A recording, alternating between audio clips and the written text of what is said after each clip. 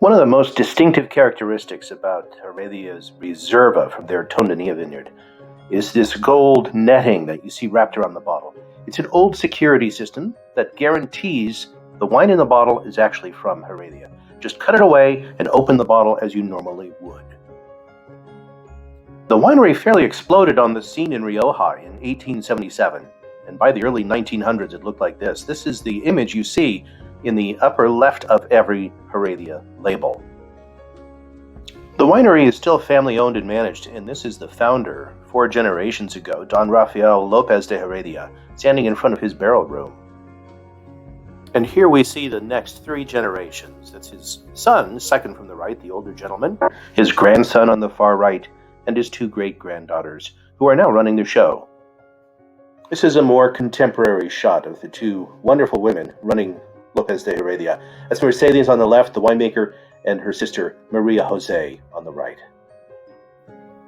As we leave behind the bright heat of a Rioja summer day, we descend through this tunnel into the production area, and it is cool and humid and smells fantastic.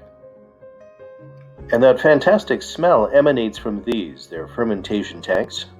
And you see in the foreground here the press that they still use every harvest.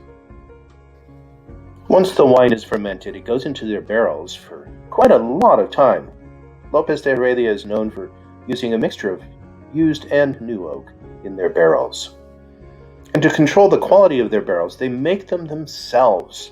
They have a cooper on staff to make the barrels that they use every year. Let me show you what I mean. You see here in the middle that a Reserva must be aged 1 year in barrel and 2 years in bottle, whereas a Gran Reserva is 2 years in barrel and 3 years in bottle before being released.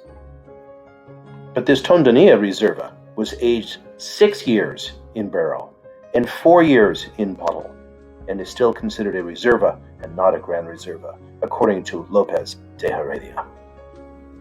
Another great example of how the current Heredia family embraces their past as they have this vision for the future is this 1910 reproduction of their tasting booth, which is housed inside of this very modern structure created by Zaha Hadid, the famed Israeli architect.